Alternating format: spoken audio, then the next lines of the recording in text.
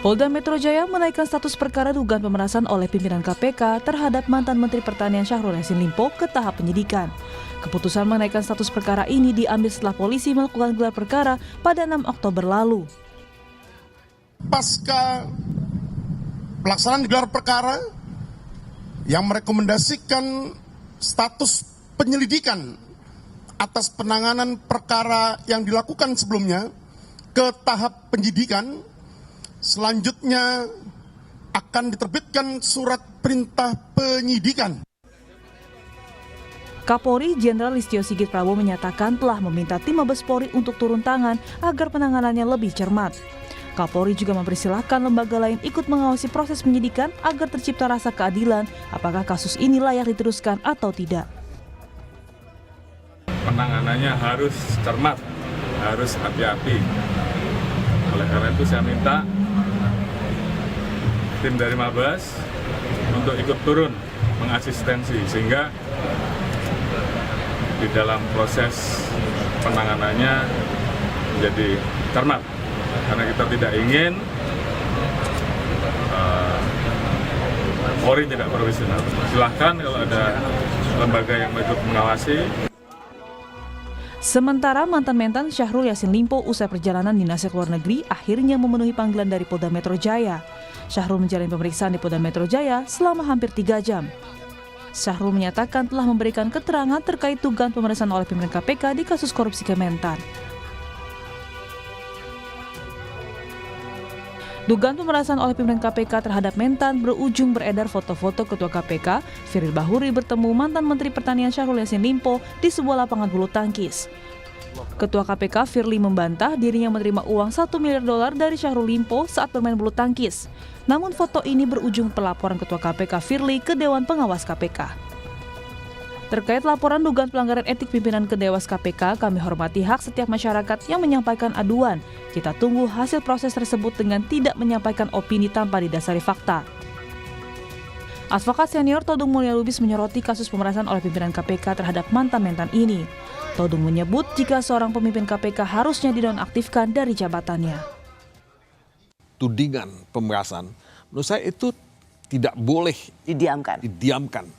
Dan ini menyangkut KPK misalnya.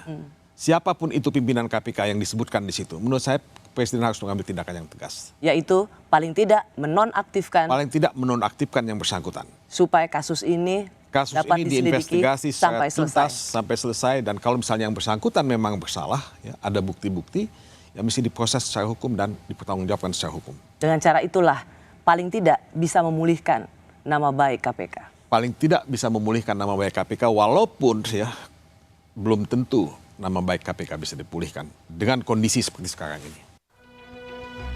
Selain kasus pemerasan yang diduga dilakukan oleh pimpinan KPK terhadap mantan-mentan Syahrul Yassin Limpo, KPK juga tengah mengusut dugaan korupsi di Kementan. Hingga kini KPK pun juga belum menetapkan tersangka dalam kasus itu. Tim Liputan, Kompas TV.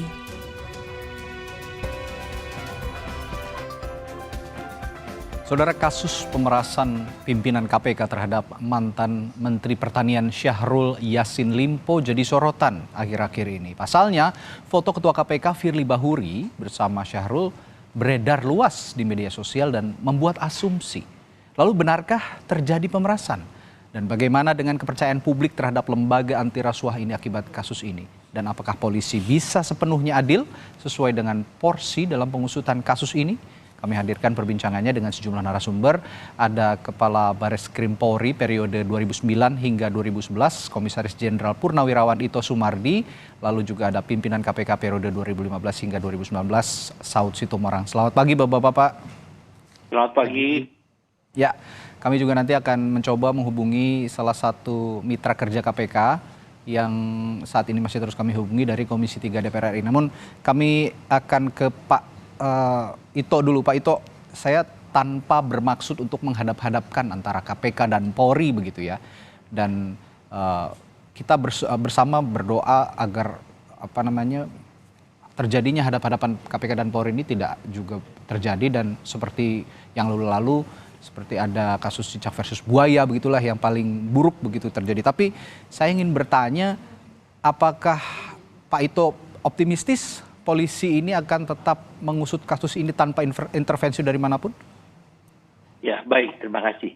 Ya. Yang pertama tentunya berdasarkan azas equality before the law ya, bahwa Ya. persamaan setiap orang di muka hukum, maka tentunya kita di sini juga harus menghargai ya, siapapun juga tetap memiliki sesuatu tanggung jawab di muka hukum yang sama, apapun jabatan maupun statusnya. Yang pertama itu. Yang kedua, kita melihat bahwa dinaikannya tahap penyelidikan menjadi penyidikan, ini tentunya merupakan satu indikasi bahwa penyidik telah menemukan dua alat bukti permulaan yang cukup, ya. Di mana di sini tentunya penyidik sudah memiliki keyakinan minimal dua alat bukti permulaan yang cukup ini harus dilanjutkan dengan klarifikasi berupa pemeriksaan terhadap saksi-saksi. Ya, sekarang sudah dimulai. Untuk kemudian nanti apabila memang sudah ada indikasi penetapan tersangka, maka pasti akan ditetapkan tersangka. Di sini menunjukkan bahwa Polri betul-betul kita secara objektif mengedepankan azas equality before the law. Namun demikian tentunya azas praduga tak bersalah, ya, presumption of innocence juga harus kedepankan. Karena dalam proses penyidikan ini bukan proses untuk bisa menetapkan atau membuktikan orang itu bersalah atau tidak. Tapi kita mengumpulkan alat bukti untuk dilanjutkan dengan penuntutan. Jadi kalau saya pribadi sangat optimis ya Polda Metro, apalagi ada perintah Pak Kapolri untuk Mabes Polri membackup Polda Metro Jaya. Kita tentunya perlu menunggu apa yang dilakukan oleh teman-teman Polda Metro Jaya. Selain itu juga tentunya kita menghormati proses yang dilakukan KPK, yaitu dalam rangka menangani kasus dugaan korupsi dari mantan Kementan. Demikian. Baik. Mengapa saya tanyakan demikian Pak Ito? Karena saya yakin frame berpikir kita sudah sama-sama disepakati bahwa baik dari Polri maupun KPK sama-sama ingin mengusut kasus ini dengan tuntas dengan tujuan akhir adalah memberantas korupsi begitu ya. Nah, Pak Ito tadi menekankan bahwa kepolisian tidak akan diintervensi pihak manapun karena menunjukkan komitmennya para penyidik dari Polda Metro Jaya ini sudah menetapkan atau menaikkan status dari penyelidikan ke penyidikan. Tapi yang jadi tanda tanya publik juga, Pak Firly ini kan dari unsur Polri begitu dan sampai saat ini belum mundur dari jabatannya sebagai Ketua KPK. Nah ini bagaimana menurut Anda dari kacamata Anda supaya kasus ini benar-benar objektif dan Pak Firly juga bisa konsentrasi untuk menjalani proses hukum ini, Pak Ito? Ya, yang pertama adalah tentunya tadi ada praduga tak bersalah. Ya. Kalau orang sudah ditetapkan sebagai tersangka, sesuai dengan undang-undang, SOP maupun kode etik di KPK, tentunya yang bersangkutan itu harus sementara dinonaktifkan, ya, untuk mempermudah pemeriksaan. Kemudian yang kedua, mengapa saya optimis? Karena kita tahu kasus Sambo, kasus Teddy Minahasa, dan kasus yang menyangkut petinggi Polri lainnya kan ditangani oleh Polri secara objektif, terbuka, dan transparan. Apalagi Pak Kapolri sudah menjamin bahwa masalah ini harus ditangani secara cermat, ya, tentunya secara cermat dalam tanda kutip bahwa kita harus juga memberikan rasa keadilan, ya, atau due process of law, ya, jadi pengadilan yang adil, ya, atau proses hukum yang adil. Ini saya kira nanti Pak Kapolri juga akan bisa menyediakan bahwa memberi kesempatan lembaga lain yang ingin ikut masuk untuk mengawasi seperti Komisi 3, Kompolnas. Saya kira mungkin ini adalah satu istiqat yang baik daripada Polri untuk betul-betul menangani secara transparan. Ya, Pak Ito, saya juga ada pertanyaan begini, mungkin ini juga jadi pertanyaan publik. Dalam kasus-kasus pada umumnya begitu yang ditangani Polri, biasanya kan kalau penyidik sudah menaikkan tahap proses dari penyelidikan menjadi penyidikan, itu kan biasanya sudah ada tersangkanya. Dan dalam kasus ini sebenarnya apa dalam suatu kasus tertentu atau dalam kasus ini konteksnya apakah tersangka itu harus ada sebenarnya, Pak Ito? Ya, ada proses di dalam penyidikan. Pertama mengumpulkan saksi-saksi, ya, atau mengumpulkan bukti, kemudian memeriksa saksi-saksi, baru menetapkan tersangka. Jadi di sini penetapan tersangka, kalau sudah ditetapkan tersangka, maka proses ini harus berjalan ke tahap penuntutan. Sehingga di sini memang kita menunggu hasil gelar, ya, karena dari hasil sesuai dengan prosedur, ya, hasil pemeriksaan saksi-saksi dan pihak-pihak yang terkait, kemudian dilakukan gelar. Setelah gelar, baru penyidik menetapkan siapa tersangka dan mengumumkan. Ini juga tentunya sama kasusnya yang di KPK saat ini. Saya kira mungkin Pak Saud akan lebih banyak menjelaskan bagaimana proses di KPK. Jadi di polisi sama sebenarnya. Belum ada gelar, tentunya belum bisa ditetapkan tersangka. Demikian. Oke, saya ke Pak Saud. Tadi kata Pak Ito, Pak Saud, bahwa unsur-unsur yang tadi sudah disebutkan harus terpenuhi dulu. Nah, menurut kacamata Pak Saud sendiri sebagai pernah duduk sebagai komisioner KPK di periode-periode sebelumnya, bagaimana Pak Saud? Ya, tentunya kalau kita bicara case ini, kita ambil case dulu yang foto ya, karena kita pisahkan dulu yang pemerasan ya. Nah, itu kan intinya adalah pada awal tahun ya, tahun 2021 itu ada pengaduan masyarakat. Jadi supaya kita clear dulu nih, supaya nggak kemana-mana. Ya, dirunut dulu begitu ya Pak? Ya, sekuensinya harus jelas. Ya, jadi tidak disebut. Ini sekali lagi mohon maaf, sumber saya sumber terbuka C3 dari sisi intelijen C3 ya. Ya. Tapi yang saya tangkap adalah pengaduan masyarakat itu tahun 2021, oke? Tapi tahun Juni dan Oktober 2022 itu ada bertemu. Diduga foto yang kemarin itu Oktober 2022. Ya. Oke. Jadi Juni kita nggak tahu tahun 2021-nya bulan berapa, tapi Juni Oktober itu ketemu 2 kali. Kemudian baru penyelidikannya awal 2023. Oke. Ya. Ada 3 tahapan tahun ya, penyelidikan pengaduan 2021, bertemu soal foto 2022, kemudian penyelidikan dimulai 2023, 13 Juni 2023 expose, sepakat sidik. Ini untuk kasusnya Yasin ya. Ya. Kasusnya Menteri Pertanian ya, 13 Juni expose, sepakat 3 TSK. Beberapa hari setelah itu penyidik minta pimpinan menandatangani, tapi nggak ditandatangani sampai berapa lama. Sampai kemudian tanggal 25 Agustus 2023 Polda memanggil 2 orang, supir dan ajudan. Oke. Nah, 26 Oktober itu kemudian, tapi 26 Oktober itu setelah jadi artinya setelah Polda 25 Agustus 2023, 26 September, saya ulangi, 26 September 2023, tanda tangan sidik dimulai. Jadi hasil ekspos lidik kemarin itu, sidik itu pasti sudah pastilah, nama sudah jelas di situ ya. Jadi tanggal 26 September 2023. Nah sekarang kita lihat kembali ke atas. Kalau memang Dumas itu masuk pengaduan masyarakat tahun 2021, kemudian terjadi foto kemarin itu Oktober 2022, berarti jelas mensreanya kita patut duga pertemuan foto itu ada kaitan dengan pasal 36 Undang-Undang KPK dengan pasal 65, which is itu pidana 5 tahun. Kita pisahkan dulu kasusnya pemerasannya ya. Kita bicara kasus foto dulu. Foto itu kan jelas, itu kan nggak boleh. Pasal 35 dan pasal 36 Undang-Undang KPK Jungto 65 itu pasal 65 itu dengan alasan apapun, sekali lagi saya ulangi, dengan alasan apapun pimpinan KPK tidak boleh bertemu dengan pihak yang berperkara, dan itu pidananya disebutkan dari Undang-Undang KPK 5 tahun. Jadi pertanyaan kembali lagi, kalau kita mau bicara case-nya ini terpisah, kasus pemerasannya dan kasus Limpo dan kasus dari yang disebut pelanggaran undang-undang KPK itu, ini memang harus dipisah dulu yang mana gitu. Kira-kira gitu, Mas. Ya. Tadi. Oke. Ini menarik dan tadi ini mungkin baru diungkapkan di pagi hari ini oleh Pak Saud. Tadi saya baru dengar ada 3 tersangka sudah ditetapkan tapi tidak ditandatangi begitu loh oleh pimpinan KPK untuk menangani kasus korupsi di Kementerian Pertanian ini.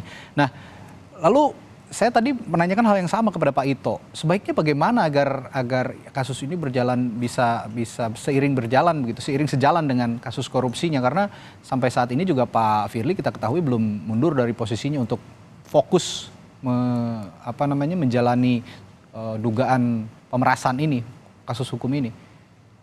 Ya, karena praktis kan buat pimpinan itu ada 2 case ya, case pemerasan dan case yang melanggar undang-undang KPK. Jadi ada 2 case yang menyelimuti yang bersangkutan.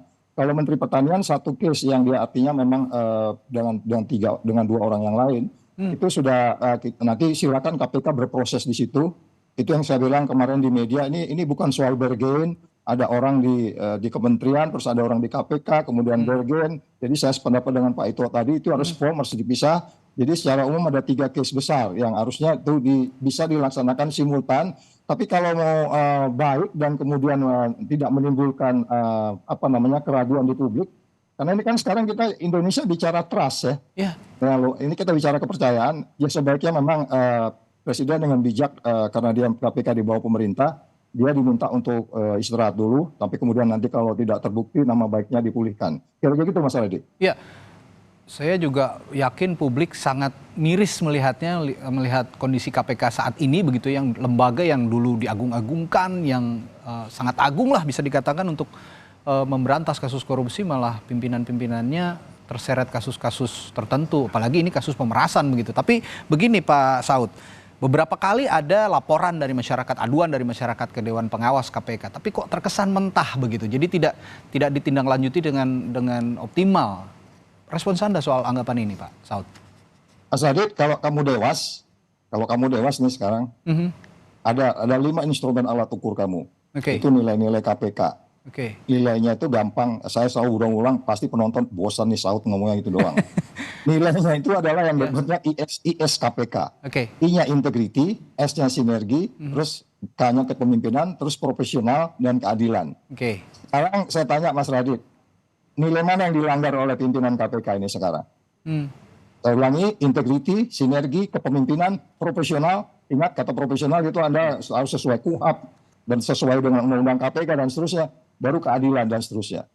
Sekarang kalau Mas Adi tanya ke saya, nah ini pertanyaan saya kembali lagi, kurang apanya lagi Dewas kok nggak kerja gitu loh.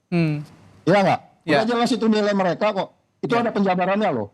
Oke. Integritas itu apa dijabarkan, sinergi itu dijabarkan, kan gitu. Jadi maksud saya berulang-ulang mengharapkan, kita agak skeptik lah kalau kita berharap Dewas ini bekerja. Karena sudah banyak case ya. Sudah banyak case yang sudah jelas pidananya juga itu selalu begitu aja gitu Mas Radit. Baik, ya memang skeptik, tapi mau nggak mau kan sebenarnya Dewas ini harus ya, lembaga Dewas itu dibentuk untuk mengawasi dan menindak kalau ada pimpinannya yang bermasalah. Tapi ya kita lihat perjalanannya nanti, lebih baik memang publik juga mengharapkan ada pemilahan perjalanan kasus baik dari pemerasan maupun kasus korupsinya biar sama-sama paralel berjalan begitu. Saya kembali ke Pak Ito. Ini kan KPK saat ini atau status penyidikan yang dinaikkan oleh penyidik dari penyelidik jadi penyelidikan dari penyidikan begitu. Artinya saat ini polisi sudah memburu tersangka begitu. Sedangkan Anda tadi mengatakan Pak Ito unsur-unsur tadi belum sepenuhnya terpenuhi begitu. Nah, kira-kira seberapa cepat sebenarnya polisi bisa menetapkan tersangka dalam kasus dugaan pemerasan ini, Pak Ito? Ya, memang saya juga berdiskusi dengan teman-teman penyidik di Polda Metro Jaya. Jadi memang Mas, bahwa untuk satu proses penyelidikan itu juga relatif ya. Tergantung daripada seberapa cepat kita mendapatkan informasi. Nah, memang dalam proses kasus ini, itu setelah adanya dugaan ataupun yang dinaikannya untuk kasusnya Pak mantan mentan ini, kemudian secara intensif masuklah laporan-laporan ke Polda Metro Jaya. Intensif ya, ini satu hal yang mungkin menarik ya. Sehingga membuat penyidik ini menjadi cepat untuk bisa mendapatkan beberapa bahan hingga bisa ditetapkan ada 2 alat bukti permulaan yang cukup sehingga dinaikkan penyidikan. Nah, ini memang sesuatu yang menurut saya selama ini barangkali ada hal-hal yang masih disembunyikan atau belum disampaikan. Jadi di sini ada satu kesan ya, orang bilang istilahnya berbalas pantun gitu ya. Nah, tentunya bagi pihak kepolisian dalam ini Polda Metro Jaya dengan mendapatkan intensitas laporan-laporan dari masyarakat, yang ini kemudian dijadikan satu bahan untuk melakukan pendalaman daripada kasus ini. Kalau penetapan tersangka, sebagaimana disampaikan oleh Pak Saud tadi, kan ada prosedurnya ya. Nah, kalau sudah nanti ditetapkan sebagai tersangka, tentunya mau tidak mau sesuai dengan kode etik yang bersangkutan harus dinonaktifkan ya. Betul. Kemudian tadi juga ada kasus masalah foto ya. Foto itu juga kan baru ada sekarang, sehingga bagi penyidik juga setelah menerima foto itu salah satu alat bukti yang sedang didalami saat ini dengan memanggil pihak-pihak yang terkait ya, yang ada di dalam event itu. Nah, inilah yang membuat penyidikan ini seolah-olah terkesan selama ini kenapa lama tiba-tiba muncul. Nah, ini karena adanya intensitas laporan-laporan yang masuk ke penyidik ya, sehingga bisa mempunyai keyakinan bahwa kasus ini adalah bisa dinaikkan ke tingkat penyidikan. Demikian. Baik, ngomong-ngomong foto Pak Ito dan juga alat bukti lainnya begitu, ini sebenarnya redaksi kami menerima lewat WhatsApp group gitu ya, dan mungkin beberapa pihak juga saat ini beredar menerima kronologis peristiwa seperti salah satunya yang diungkap Pak Saud itu tadi juga ya, beberapa runutan peristiwa yang dituangkan dalam satu tulisan dan akhirnya menjadi sebuah kronologis peristiwa dugaan pemerasan ini. Nah, ini polisi sendiri dari Polda Metro Jaya menyatakan bahwa sebenarnya identitas pelapor ini akan dirahasiakan, akan dijaga begitu. Tapi pada nyatanya ini beredar begitu, ada kronologis peristiwa, dan bahkan di salah satu media disebut ini yang melaporkan ini atau yang memaparkan kronologis peristiwa ini adalah salah satu direktur di Kementerian Pertanian. Nah, untuk melindungi pelapor dan juga saksi, sebenarnya dalam konteks kasus ini saya akan meminta respons dari Pak Ito juga, tapi setelah jeda Pak Ito, kita harus jeda dulu sebentar. Setelah jeda, Sapa Indonesia Pagi akan kembali dengan perbincangan soal hal ini. Tetaplah bersama kami. Masih bersama kami Kabar Reskrim Polri periode 2009 hingga 2011, Komjen Purnawirawan Ito Sumardi, dan pimpinan KPK periode 2015 hingga 2019, Saud Sitomorang. Tadi saya sebelum jeda bertanya ke Pak Ito. Pak Ito, ini ada beredar di WhatsApp group begitu kronologis peristiwa terkait dugaan penyuapan terhadap Ketua KPK Firly Bahuri, yang dugaan penyuapan dan juga pemerasan begitu ya. Nah, ini kan pelapornya sendiri kalau dikatakan oleh penyidik Polda Metro Jaya akan dirahasiakan begitu ya, akan kerahasiaannya dijamin begitu. Tapi beredar juga nih ke media, bahkan salah satu media menyebut bahwa yang membuat kronologis peristiwa ini adalah salah satu direktur di Kementerian Pertanian. Nah, Anda punya pengalaman soal ini, Pak Ito? Ya, memang secara normatif itu pelapor itu harus dilindungi, itu sesuai dengan undang-undang. Ya. Tetapi pengalaman saya, ada juga pelapor yang menyampaikan di media. Banyaklah kita lihatkan beberapa kasus ya, yang sehingga membuat dia terbuka bahwa dia yang melaporkan. Nah, kemudian kalau terkait dengan masalah foto itu, Mas ya, itu pengalaman saya, dulu juga ada pihak yang berperkara datang ke rumah saya. Padahal saya tidak undang sama sekali, sehingga saya bilang silakanlah kita ikuti saja aturan hukum yang berlaku. Dan kemudian besoknya muncul bahwa yang bersangkutan datang memberikan sesuatu kepada saya, dimunculkan di satu majalah terkenal ya. Sampai saya akhirnya minta supaya ini juga terkait dengan ini kan tentunya bisa, kenapa Polda Metro memeriksa supir, memeriksa ajudan yang tentunya sama-sama profesinya dengan supir maupun ajudannya Pak Ketua Pimpinan KPK. Kemudian juga memeriksa pihak lain yang memungkinkan memfasilitasi adanya pertemuan tersebut. Tentunya ini sedang didalami dan kita tunggu saja hasilnya daripada penyidik Polda Metro, hingga akan ada keterkaitan atau benang merahnya. Apakah memang betul-betul kasus ini bisa dinaikkan ke tingkat penetapan sebagai tersangka atau tidak. Tapi kalau saya lihat Polda Metro Jaya sudah melakukan proses secara profesional ya. Dan saya kira nanti bukti-bukti yang ada tidak terbantah. Demikian. Ini kan tadi Bapak-bapak mengatakan harus juga ada pemilahan gitu ya, kasus dugaan pemerasan ini dan juga kasus korupsi yang tengah ditangani KPK di Kementerian Pertanian begitu. Nah, saya ke Pak Saud terlebih dahulu. Supaya nggak kabur gitu Pak Saud. Sekarang kan konsentrasinya bahkan kasus korupsi di Kementerian Pertaniannya sendiri sebenarnya agak sedikit tersisihkan dengan kasus dugaan pemerasan yang diduga dilakukan oleh pimpinan KPK. Nah, supaya seiring sejalan itu memang sepertinya agak susah, tapi upaya apa sebenarnya yang bisa dilakukan untuk bisa tetap kasus ini dipilah tapi sama-sama berjalan seiringan antara KPK dan juga Polri begitu Pak Saud? Ya, normatifnya itu kan selalu kalau ada kasus pidana biasa dan pidana korupsi dan seterusnya, prioritasnya yang korupsi pidana tipikornya. Nah, ini kan sebenarnya kasus ini kan kalau kita pisahkan ada 3 case ya. Case pertamanya yang di Kementan, artinya terkait 3 orang, kemudian satu lagi kasus pimpinan KPK terkait dengan pasal 36 dan 65, itu satu case, dan itu dinyatakan oleh Polda sudah sudah masuk penyidikan ya untuk pasal 36 dan 65-nya. Lalu kemudian kasus pemerasannya sendiri gitu. Apa nggak ngerti nanti itu seperti apa? Tiga ini seperti apa namanya pihak dari Polda untuk menyelesaikannya. Tetapi di KPK itu harus jalan juga. Jadi saya kemarin juga di doorstop sama teman-teman media. Jangan, ini bukan bergen ini kasus. Iya, jangan sampai ini malah jadi bergen gitu loh Pak. Itu maksud saya tadi. Jangan sampai ini jadi bargain juga begitu untuk tawar-menawar agar. Nggak boleh lah, itu udah nggak boleh lah, itu paradigma lama banget itu. Ya, itu sering terjadi dulu sehingga kemudian semuanya jadi hukum jadi abu-abu. Jadi kabur, betul, sepakat. Ya, due process of law-nya jadi nggak jalan. Ya seperti Pak Ito bilang tadi itu due process of law ini kan penting, azas praduga tidak bersalah dan seterusnya.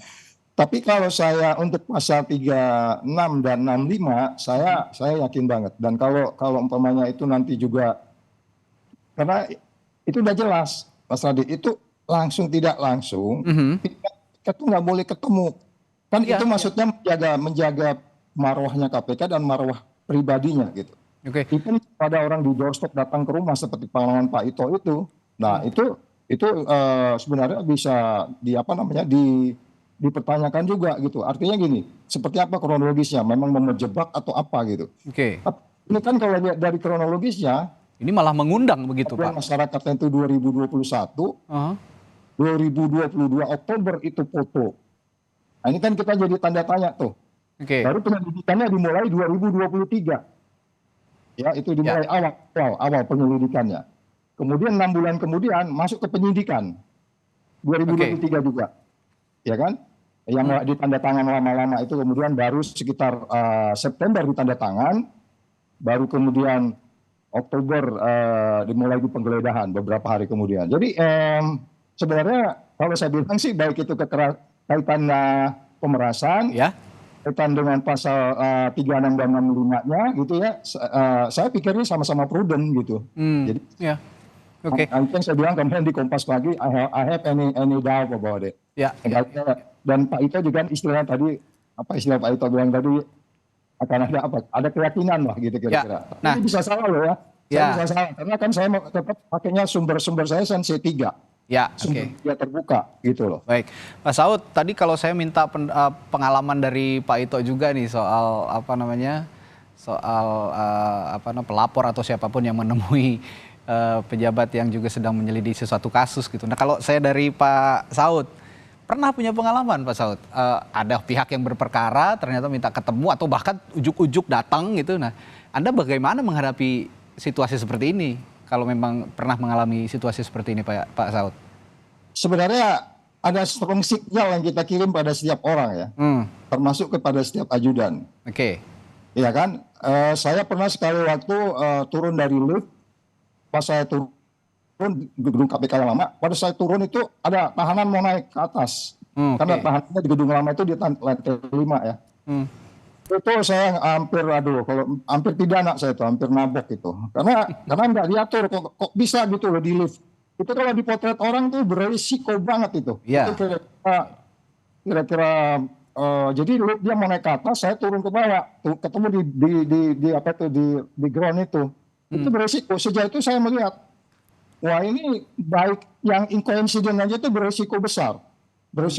Karena disebutkan di undang-undang di 36 dan 65 itu dengan alasan apapun nggak bisa.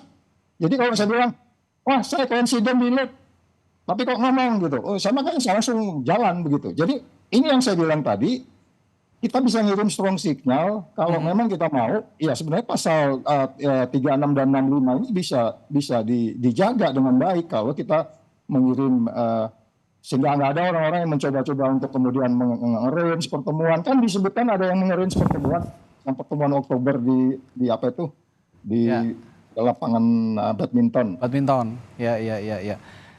Ya Pak Saud, saya juga punya punya fakta yang menarik ini.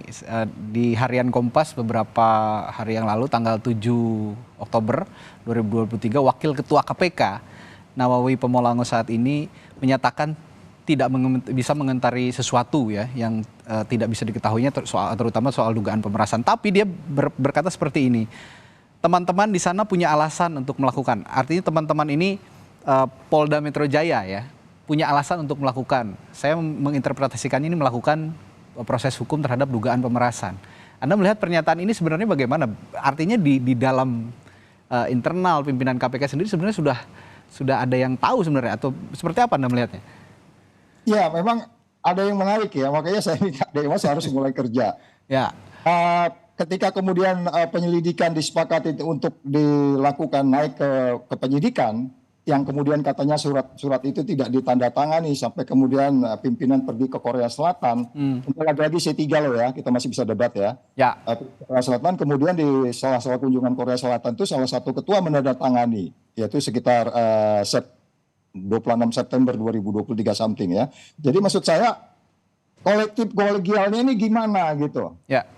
Ketika kemudian itu kemarin diputuskan oleh, karena begini di dalam ekspos itu kan di KPK itu kan untungnya KPK itu kan di sana ada jaksa tuh udah ngebayang nih gua tuntut pakai pasal apa nih orang ini kan gitu. Jadi ada jaksa, ada semua ada di situ. Jadi sebenarnya itu udah cukup, makanya selalu KPK kan completion rate-nya cukup tinggi gitu. Dari sekian ribu kasus itu disaring bener yang bener-bener. Jadi kolektif kolegialnya para itu pertanyaan. Kan kok aneh. Dulu kalau kita mau pergi gitu, nanti sore saya mau main badminton nih di mana, itu memberitahu yang lain. Setelah koinsiden saya ketemu siapa tadi, itu karena itu mengurangi resiko. Jadi waktu itu makanya kita melakukan riset di KPK itu ada ribuan risiko, terlebih pimpinan. Risikonya itu ratusan yang memungkinkan. Semua tadi itu termasuk kemungkinan ketemu di lift, atau saya makan di restoran, kemudian orang nyamper foto, pegang pundak saya. Apalagi kalau cewek cakep segala macam, itu semua diatur, foto aja harus begini, nggak boleh tangannya bagaimana, itu sampai detail-detail itu dibuat. Jadi maksud saya kalau detail-detail itu diikuti, termasuk detail-detail kolektif kolegial, mereka akan check and balance satu sama lain. Jadi check and balance antar kolektif kolegial kayaknya udah nggak jalan di sana. Baik, ya ini menarik sekali soal kolektif kolegial juga ya, bahwa pimpinan KPK juga harusnya ya berembuk begitu ya untuk menangani satu kasus, tapi sepertinya kayak jalan sendiri-sendiri begitu, termasuk pimpinan ketua KPK yang sekarang ini seperti kayak main sendiri begitulah ya kalau bisa dibilang. Saya ke Pak Ito lagi, Pak Ito begini, di KPK itu kan juga banyak unsur kepolisian yang ditugaskan begitu ya di KPK. Nah, dengan adanya kasus seperti ini yang melibatkan pimpinan KPK yang juga faktanya adalah unsur dari kepolisian gitu ya. Ini bagaimana teman-teman Polri yang ada di KPK harusnya bersikap menurut Anda? Kita mungkin mengikuti ya bahwa beberapa waktu lalu ada semacam friksi, bahkan sudah meningkat ke konflik ya di dalam tubuh KPK. Di sana juga kan melibatkan antara sesama anggota kepolisian ya. Tentunya kalau tadi saya sampaikan bahwa saat ini kita harus bersikap profesional dan proporsional. Jadi apa yang menjadi ranahnya KPK, kita hormati. Tentu yang menjadi ranahnya dari kepolisian harus kita tunjukkan profesionalisme kita. Tidak peduli siapapun juga. Tadi saya sudah sampaikan asas equality before the law. Siapapun juga, tidak ada. Dan itu sudah dibuktikan dengan penanganan kasus Sambo, penanganan kasus Teddy Minahasa. Itu dua petinggi Polri dan itu the rising stars ya. Yang tentunya Pak Kapolri di situ tidak peduli siapapun juga harus ditindak. Dan Pak Kapolri sudah menetapkan, menyampaikan di beberapa media bahwa ini akan ditangani secara serius, bahkan beliau memerintahkan Mabes Polri untuk memberikan pendampingan. Jadi kita melihat endingnya nanti ya Mas ya, bahwa tentunya Polda Metro juga masalah ini akan berjalan, dan di sana juga di KPK juga kalau tidak salah mungkin Pak Saud bisa menjelaskan ada independensi ya. Seorang penyidik juga tidak bisa diintervensi oleh pimpinannya. Penegak deputinya juga kita lihat kan bahwa friksi yang terjadi pada saat masa lalu itu kan ada semacam yang setahu saya itu ada semacam ada intervensi aja, mereka protes, sehingga terjadilah beberapa kasus yang waktu itu kita ikuti. Saya kira ini menunjukkan bahwa di KPK pun juga mereka ada satu profesionalisme daripada para penyidik meskipun Ya. sesama anggota Polri ya, apalagi juga ada dari fungsi lain. Saya kira Oke. itu, Mas. Ya, artinya begini Pak Ito, kan di kasus pemerasannya sendiri, dugaan pemerasannya sendiri saat ini berjalan di Polda Metro Jaya begitu, dan kasus korupsi di Kementerian Pertaniannya berjalan di KPK. Nah, para penyidik yang ada di Polda Metro Jaya, saya berbicara penyidik Polri begitu ya, yang juga ada di KPK, apakah mereka juga perlu berkomunikasi untuk bisa memilah dan juga sama-sama sinergi menjalankan dua kasus yang sama-sama berjalan yang berbeda ini, Pak Ito?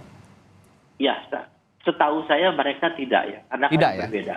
Oke. Tentunya di KPK juga, KPK meskipun sama-sama teman-teman, ada beberapa teman angkatannya, di polisi juga sama-sama ya. Jadi setahu saya mereka sama sekali tidak bicara masalah istilahnya kesepakatan atau bargaining, sama sekali tidak. Itu saya sangat meyakini ya.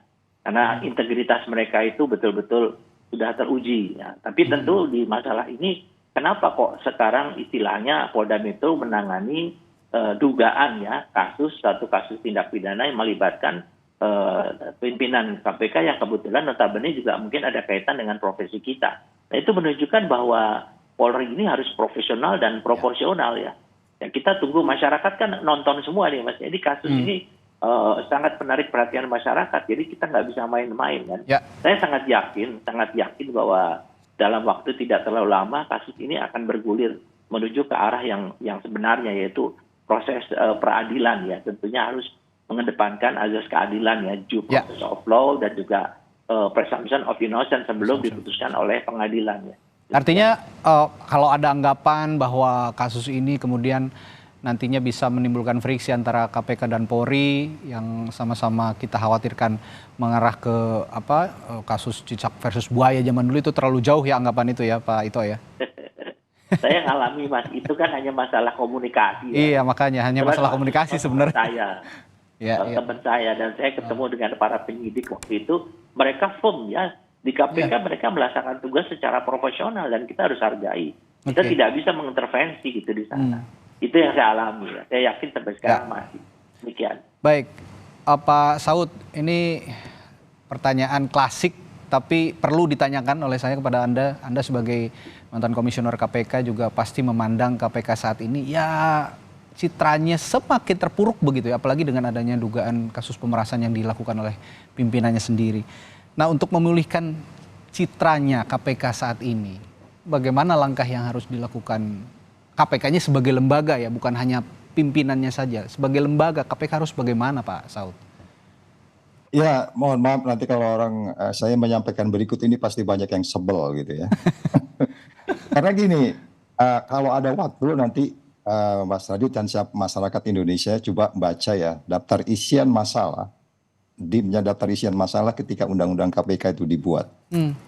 Oh, itu banyak sekali perdebatan yang menarik di situ. Karena waktu itu fraksi TNI Polri masih ada di sana waktu undang-undang dibuat. Itu menarik diskusinya. Sampai akhirnya ketemulah undang-undang KPK yang paling perfect sampai ada pasal 36 dan 65 tadi.